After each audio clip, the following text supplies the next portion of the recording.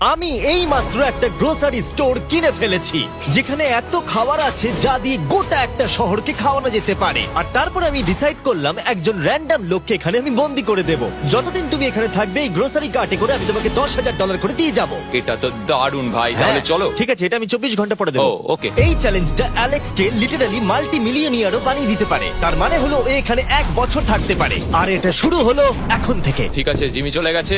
আমার তো এখান থেকে যেতেই ইচ্ছা করছে না। আমি গোটা বছর কাটিয়ে দিতে পারি এখানে। চলো কিছু শপিং করা যাক। আর যদি অ্যালেক্স রেড লাইনটাকে ক্রস করে, যেটা আমরা গ্রোসারি স্টোরের চারপাশে লাগিয়ে দিয়েছি, তাহলে চ্যালেঞ্জটা শেষ হয়ে যাবে আর ও জেতা টাকা নিয়ে বাড়ি চলে যেতে পারবে। আর এটা জানার জন্য যে ও ভিতরে কি করছে, আমরা গ্রোসারি স্টোরের প্রতিটা কোণে কোণে একটা করে ক্যামেরা লাগিয়ে দিয়েছি।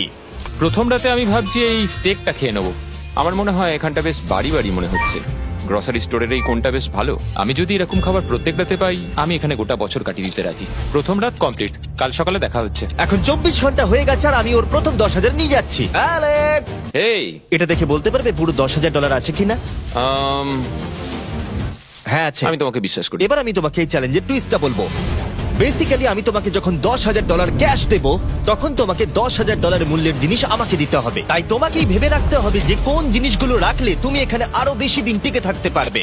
ও ওয়াও, ঠিক হ্যাঁ, আছে। ওখানে অনেকগুলো ইলেকট্রনিক্স রাখা আছে যেগুলো খুব দামি, ওগুলো দিয়ে দিতে পারো। এটা বেশ ভালো বুদ্ধি দিয়েছো। আমি তো আর একটা টিভি খেতে পারবো না, তাই এটা আমার কোনো কাজের নয়। এখানে 22 সেন্টস বেশি হচ্ছে। ঠিক আছে, এবার আমি চেক আউট করি। তোমার কাছে কোনো এমভিপি কার্ড না। আছে? তোমার কি চাই? না। সাইন আপ না। করবে?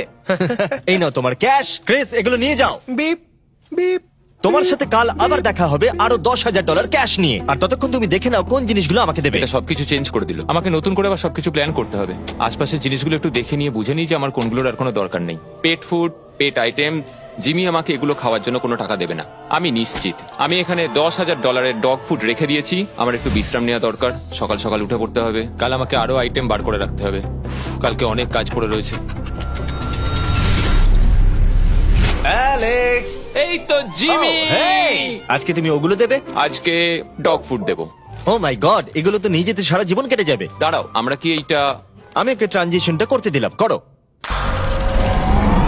আর এই তো খুব ভালো, এগুলো Wow! সব রেজিস্টারের কাছে চলে গেছে। এটা বেশ ভালো ছিল না? আমার ম্যাজিকটা দারুণ লেগেছে। আমাদের এখন $9,991 আর 80 সেন্টস হয়েছে। আর শেষ আইটেমটা স্ক্যান করলে এখন হলো $10,045। আর যেটা তোমাদের জানা উচিত, যে জিনিসগুলো অ্যালেক্স আমাদের দিচ্ছে সেগুলো আমরা চ্যারিটিতে ডোনেট করে দিচ্ছি। এমনকি গতকাল আমরা সব টিভি ডোনেট করে দিয়েছি। পরের 3 দিন অ্যালেক্স খুব সহজেই পার করে নিল। 5 নম্বর দিনে ও $10,000 ফল আর শাকসবজি দিল। আমি এগুলো দিয়ে দিলাম কারণ এগুলো খুব তাড়াতাড়ি নষ্ট হয়ে যাবে। 6 নম্বর দিনে ও আমাকে অনেক ডাইপার্স দিল।